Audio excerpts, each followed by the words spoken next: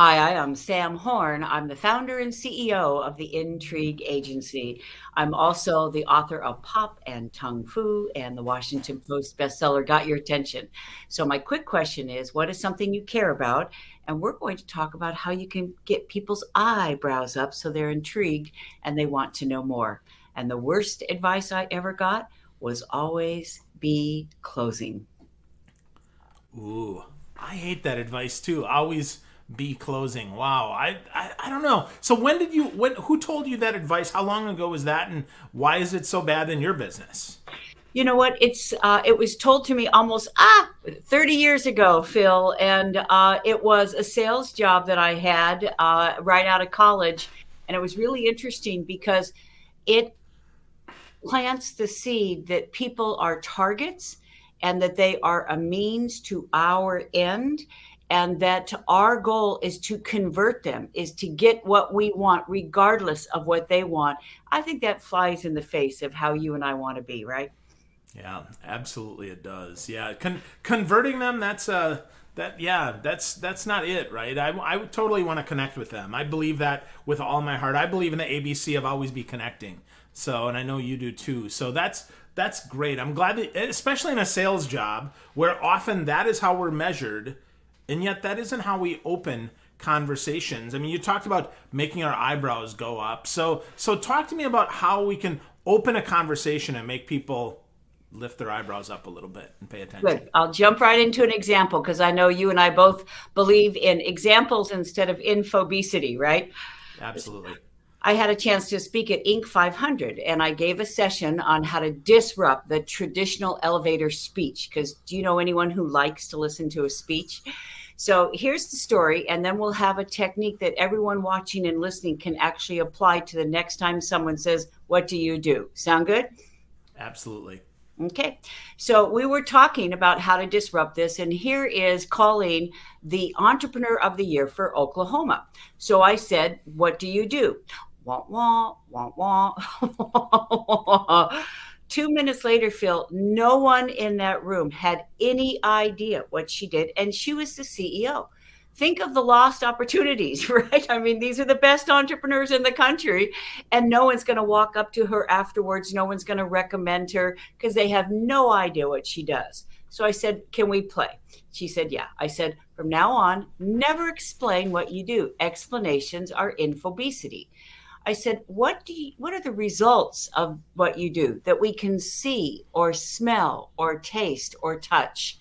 And she said something about magnetic resonating imaging devices and so forth. I said, "Do you run the medical centers that offer MRIs and CAT scans?" She said, "Yes." I said, "Great. Don't tell people that. Because if people say, 'What do you do?' and you say, 'I run the medical centers that offer,' they're going to go, 'Oh.'" And it's the end of the conversation. We don't want to end the conversation. We want to open the conversation. So I said, turn it into a three-part question. Do you know anyone, could be yourself, a friend, or someone at work, who's had an MRI or a CAT scan? She said, "What's this about a three-part question?" I said, if you ask, "Have you ever had an MRI CAT scan?" That's an interrogation. There's something called the evolution of intimacy. And our goal is to ask instead of tell. This gives them control over the conversation. You know, Amy Poehler said, "I get a little itchy if I don't have some kind of control." And you see, if we ask, "Do you know anyone?" Could be yourself, a friend, or a family member, they get to go where they want with the conversation. And we just increase the likelihood they have some experience with what we do. So they may say, "Well, I never have, but my daughter has. She hurt her knee playing soccer and she had an MRI." Well, now we link what we do to what they just said. "Oh, I run the medical facilities that offer MRIs like the one your daughter had when she hurt her knee playing soccer." Phil, do you see? We turned a monologue into a dialogue in 60 seconds. Both people are talking. We've already customized what we do in a way that's relevant for that person so they relate to it all in 60 seconds. That's incredible. That's a big shift of what we hear and often say when people ask us what we do. So let's step through that, right? The three parts is helping people get that it's not just them, right? That it's got to be, could be them, as you said, their friend or a family member. Yeah. Makes that really easy. You ask a question and then you connect it. Is that the three parts? Am I getting that right, Sam? The three parts is ask a three-part question. Guess what the second part is, Phil? What's that? Listen. I Oh can my do that. God. Because, it's tell, tell, tell. It's like I do this and this and this, and people are going, get me out of here. So it's like our goal is to stop talking in the first 30 seconds to give them an opportunity to talk once again about their experience or how they relate to it, whatever. And then the third is to link what we do to what they just said. So you want another example? Because I agree with you. Let's unpack this so people can replicate it, right? Absolutely. Yeah. Let's do one more. Okay, so I'm speaking for YPO in Dublin, Ireland. Now, here's another reason why this works. This guy said, I'm going to tell you something that I don't talk about very often. I'm an introvert. He said, I'm actually kind of shy, even though I'm a CEO. He said, I flew across an ocean and a country to get here, and then I hang out in my hotel room because I run this tech company. It's so complicated. No one ever gets it. It's always awkward. I just avoid hall conversations. And it's another reason why this works is because for many people, they think what I do is hard to understand and people don't get it and it's awkward. So we get off on the wrong foot. So here's what we did. The three steps. Number one, I said, what are the results of what you do that we can see or smell or taste or touch? And he said something about computers and financial software and credit cards, and my light bulb went off. I said, do you make the software that makes it safe for us to buy things online? He said, yes. I said, don't tell that to people. Ask, do you know anyone, could be yourself, a friend, someone at work, who buys stuff online? Now, I said, do you want to stack the deck and almost guarantee that anyone you talk to is going to be relate to what you do? He said, is that a rhetorical question? I said, what are the three top online retailers right now? And at that time, it was Amazon and Travelocity and eBay. Like Travelocity, eBay, or Amazon. Do you see how we're increasing the likelihood? We're planting the seed. People can jump on that bandwagon of an idea, right? Now, put a sock in it. And they're going to say, I hate that stuff, but my wife's on Amazon all the time. She loves the free shipping.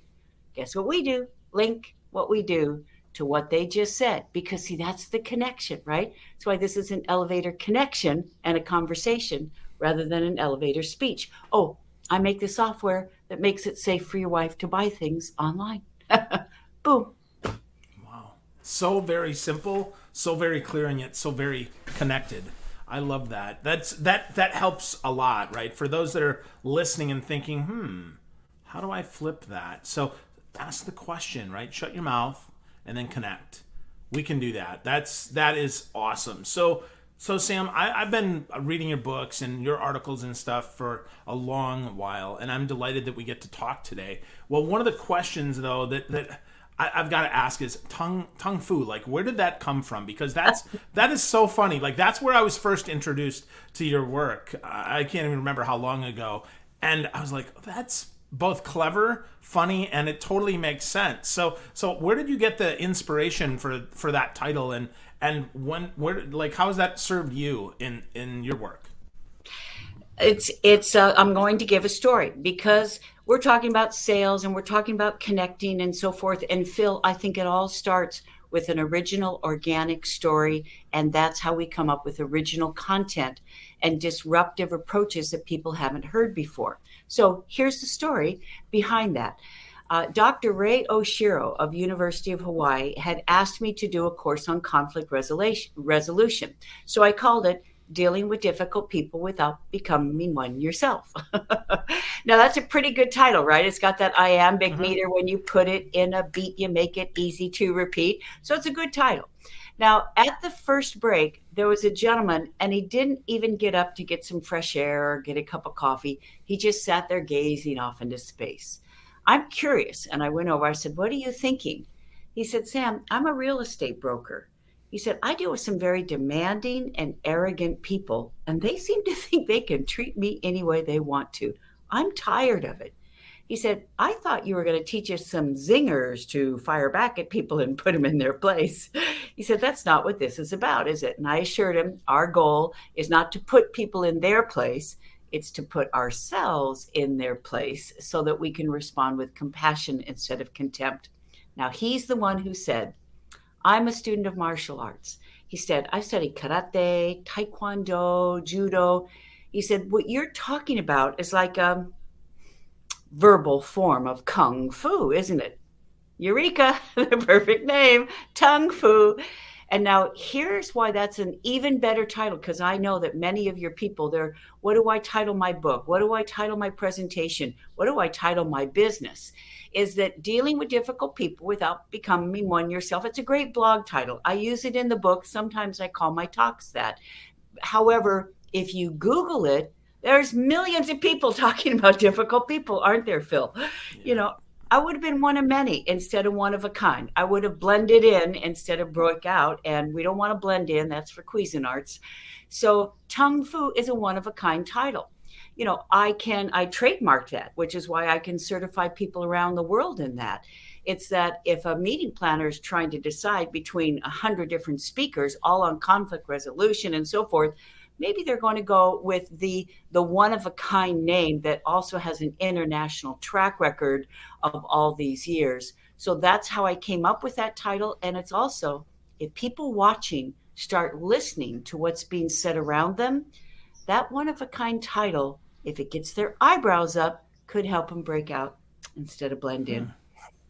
That's so interesting that came from almost kind of came from somebody else by listening. One of the most important ways that we can connect is listening. So I dig that. So with that, Sam, how did you get started in this? I'm very curious. I mean, you everything that you've said like obviously has a purpose, right? I mean, you're very articulate and you have very clear, clean words that just make sense. And there's always a phrase that pays somewhere in there that I'm like, ooh, I can write that one down, right? So that's a tweetable, or hey, that's a good Instagram post, or that. So how did you get started with this?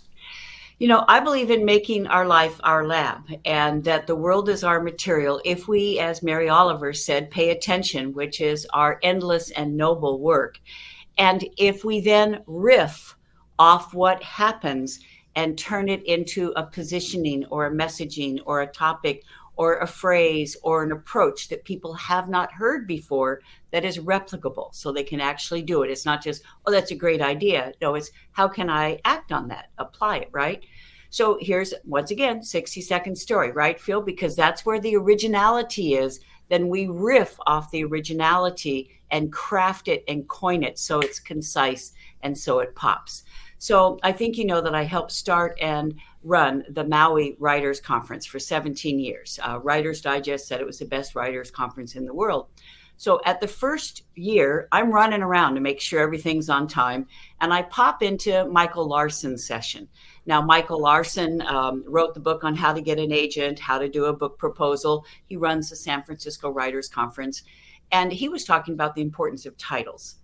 And someone in the audience said, you just said that you actually book a client based on a title even before they have a book? And he said, yeah, because books sell, or titles sell books.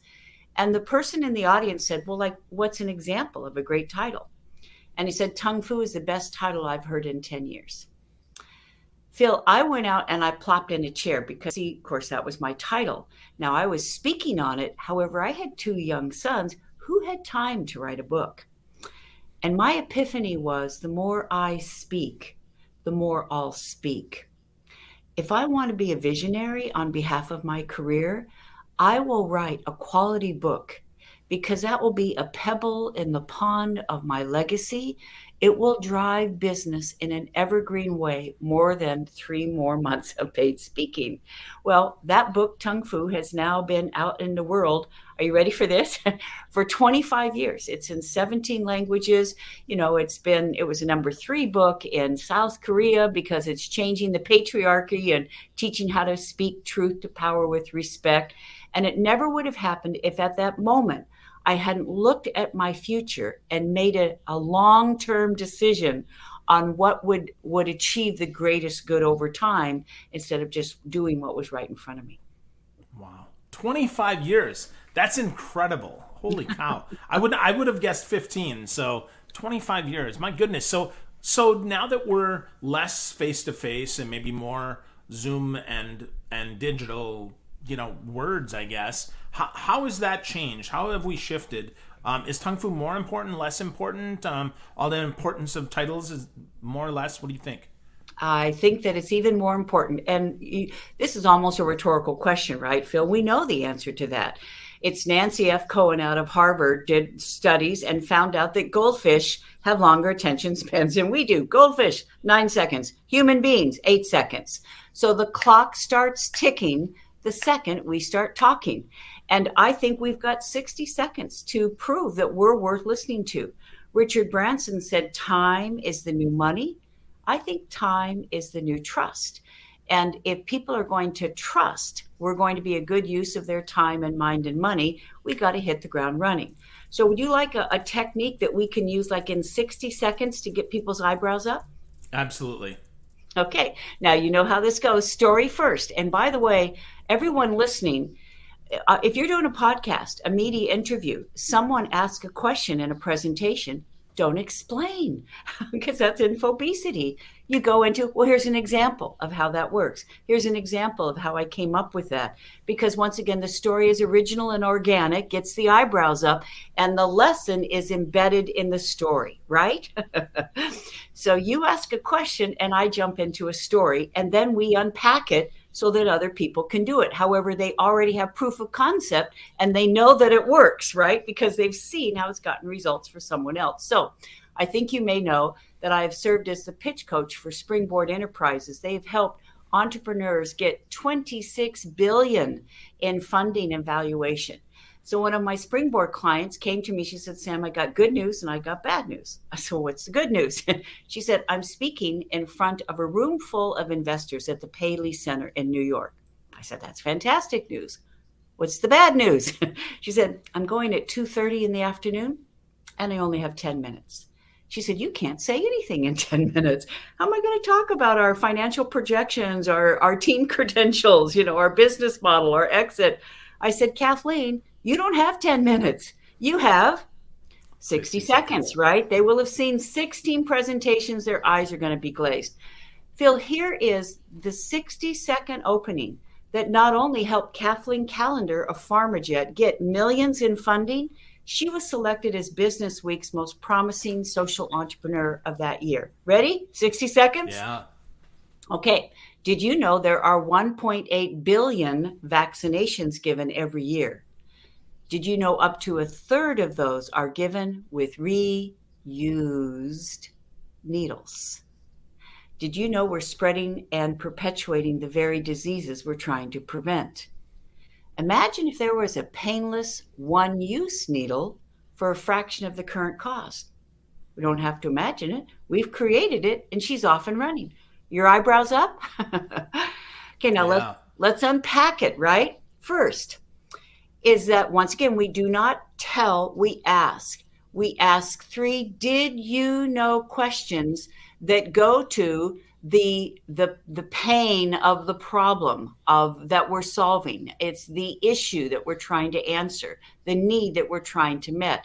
And now we need to come up with startling statistics. And you're thinking, well, where do I find startling statistics?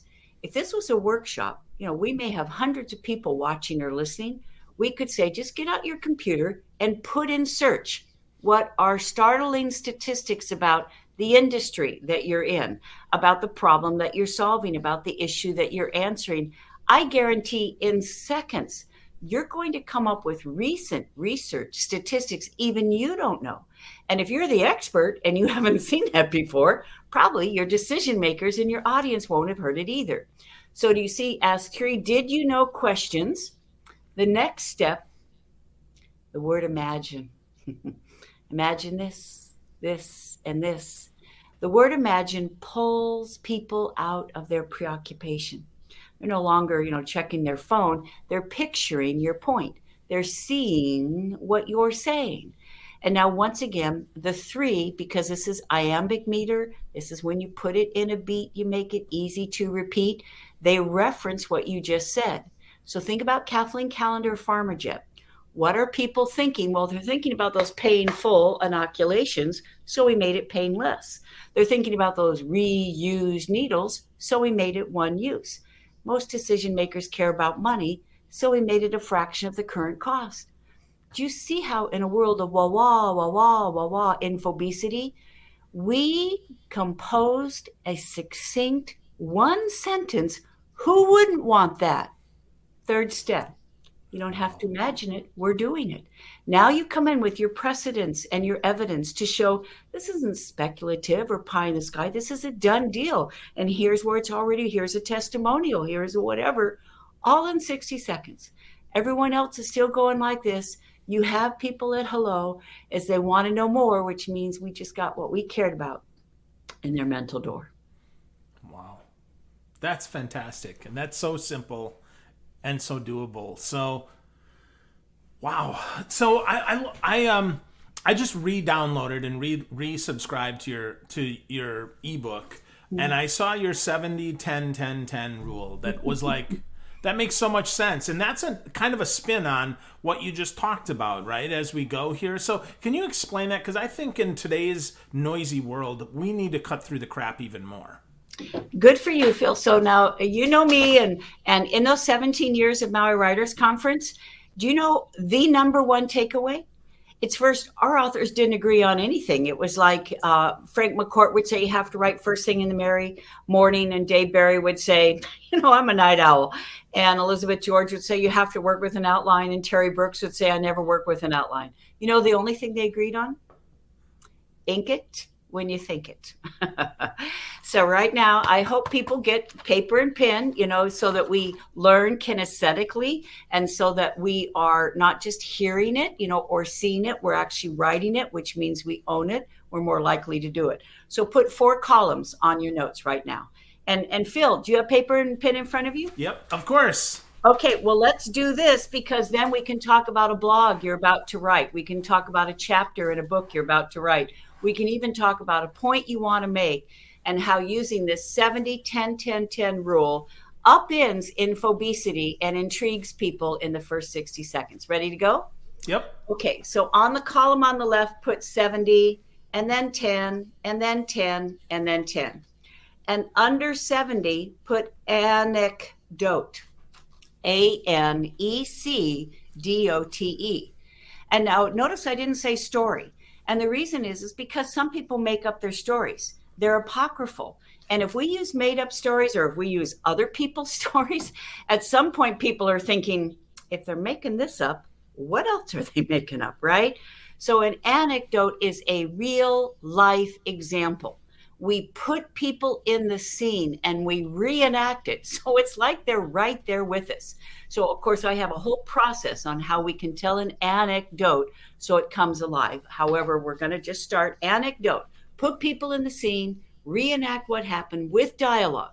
By the way, if the anecdote doesn't have dialogue, it's not an anecdote. It's just we went to Disneyland, we really had a great time. Man, it was hot, we had to wait in all those long lines. That's not a story. That's not an anecdote. Something that happened to me. You're thinking, what's that got to do with me, right? Okay, next column is A for aha. What is the aha of the anecdote? What was the revelation? What was the point? What was the lesson learned? What was the insight? Because often we can craft that insight so that we have a repeatable, retweetable phrase. That can be the title of our blog. That can be the title of our chapter. That can be the aha, where everyone sees the light, the band plays, right? Okay, and the next is ask. Is a quick story, 60 seconds, Sam, is that we had an Olympic athlete at Maui Writers Conference, and he talked about training for the games. He choked. He didn't even get out of his heat. He didn't even make it to TV in the final rounds. He was so disgusted with himself, he quit the sport. And 2 years later, he thought, I can't end my athletic career like that. So he went back into training, got on the team, and it made the medal stand. End of story. And I looked around and people were giving him polite applause. I could tell what they were thinking. Well, good for you. What's that got to do with me? Because he never hooked and hinged. At the end of every story, we ask 3 you questions. So, have you ever been in that situation? Have you ever had that happen to you? Did you ever have a goal that didn't work out? Did you throw in the towel? Did you give it another? Do you see how when we ask 3 you questions, which is a hook and a hinge, we make our story their story. Now we have, once again, a dialogue instead of a monologue. We have an interaction instead of, a narcissistic unloading, right? And then Yep. finally, the last is act. And now it's prescriptive. Now here's the how to, here's the next step, here's the recommendation, here's the action plan. Now, another quick little story. Several years ago, TED.com was very concerned that they were becoming a little elitist because, of course, their goal is to spread big ideas. However, the event costs more than $10,000. It always sells out. And so they rented movie theaters around the country. And for a $10 ticket, the week of Main Stage TED, you could go and see the best of the best that week. So I was in Colorado at the time. I got together 25 people. We went and we watched this TED best of, and then we went to a restaurant afterwards and we debriefed it. And so I went around and I asked everyone, okay, in under 1 minute, what was your takeaway? And do you know what they all said? Only 3 of them were actionable. See, here's Elon Musk talking about everything good for Elon Musk, right? There's nothing we can do. Here's the world's AI expert giving us good for him. Nothing we could do. There are only 3 people who said, here's how you can follow up. Here's how you can put this into practice. Here's how you can use this next time. I think we have a responsibility to do all of these 4 and in these order. Because in a world of infobesity, if we want to earn people's attention, boom, jump into that original organic story that people can relate to and identify with. Pull out that, no platitudes or cliches, that aha that lands it for them. Ask so that they're already thinking how they can put this into practice or how this is relevant for them, and then number it and name it. Here are 3 questions to ask yourself. Here are 4 things to never say. Here are 5 ways to do that. And look at the craft of that. Look at the art of that. And that's how we connect in a world of infobesity. Wow. So which of your books, if I was looking to get better at that, if we're trying to do, get deeper at that and craft any piece of that, do you have a book on each of those, or is one of the books all about that? Good question, Phil. Let's see. Pop goes into coming up with repeatable, retweetable memes, a phrase that pays, a unique positioning and naming, etc. Got Your Attention is about how we intrigue people in a world of infobesity. Tung Fu, of course, is what to say when we don't know what to say. So whether someone's angry or someone's blaming us for something that's not our fault, it's how we can be compassionate and kind even when other people aren't, and how we can be proactive so we find solutions instead of fault. Cool. Cool. Well, I'd be remiss if we didn't talk just a smidge about your book, Someday Is Not a Day of the Week, because I think that's such a fun title, and it's such a true thing, right? Like, I don't know, maybe it was Brian Tracy, maybe it was somebody else, right? Someday Isle is not a place to visit. Someday is not a day of the week. So I dig that, and I think that's so important. So where did you come up with that? And tell us a little bit about the idea behind that one, please, Sam. First, Phil, thank you for your lovely questions. I'm having fun, and I hope other people are too. And part of it is because you've really done your homework and asked such insightful questions. So thank you. Thank you. It's okay. So where did that book come from? I'll always be grateful to my son, Andrew, because I'd finished a very intense consult, 2-day consult, and he called and he sensed something in my voice. And he said, "What's up, Mom?" I said, "Andrew, I'm so exhausted. I don't even know if I can get on that plane tonight. I've got to fly back to DC and then fly back in 2 days to do a keynote in Silicon Valley." And he said something that changed my life, Phil.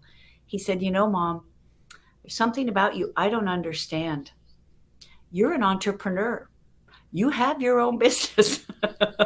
You can do anything you want, and you're not taking advantage of it." Well, out of the mouths of 20 somethings, right? And so I gave away 95% of what I owned, and I took off on a year by the water. And I went to Monet's Garden with DeWitt Jones and Charles Needle, and I swam with dolphins, and I sailed the Chesapeake Bay, and I interviewed people. Are you happy? Why?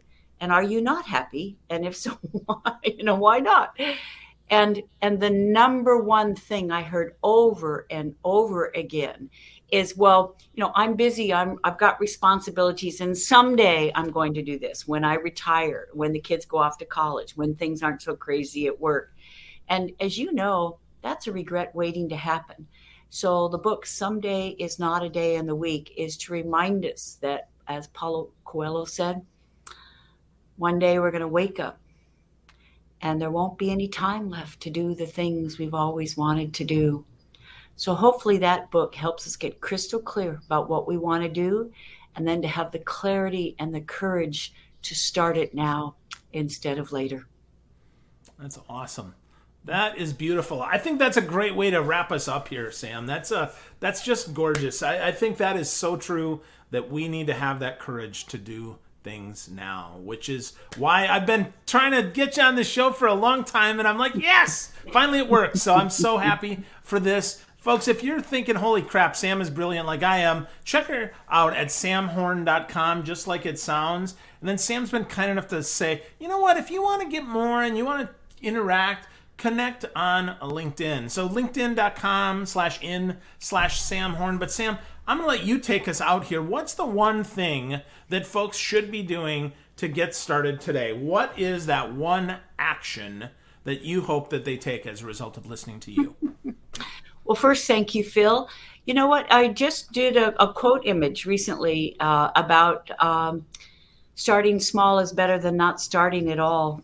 And for example, I have a writers community, because what I know from Maui Writers Conference, their number one regret is they get all fired up and they go home and life intervenes, and then they put their dreams on the shelf and they don't get around to them, and they start procrastinating, and then they feel bad and guilty and they never get back to their dream, whether it's a book or whether it's a podcast or whether it's whatever. So what we do in that writers community is we do something called, pilots call it hangar flying. They love flying so much. If they can't be up in the air, they're down in the hangar talking about being up in the air. And what I know is when you hang out with other writers, when you hear their stories, when you hear how rewarding it is to get their book out in the world, when you hear a shortcut that they had where you've been stuck, etc., that it primes the pump. So what I am suggesting to people is what do you want to accomplish by the end of the year, and what do you want to accomplish next year? And are you hanging out with people who are doing it and who have done it? Because then you get to jump on the bandwagon of their confidence. You get to jump on the bandwagon of their success stories. And that will encourage you and animate and energize you in a way that will never happen if you're trying to do it on your own. Awesome. Great insight there. Great opportunity to get more involved with you and to get started on our dreams. Some days, not a day of the week. Friends, listen to Sam, follow Sam, and read her books. They're fantastic. And Sam, you're awesome. Thank you so much for spending some time with me today. I so appreciate it. You're welcome, Phil. It's Catherine Graham of the Washington Post said, to do what you love and feel that it matters. How could anything be more fun? This is what we get to do, right? What we love, Absolutely. Feel it matters with people we enjoy and respect. I don't know if it gets much better than that. Yeah, it sure doesn't. Thank you, Sam. I appreciate you.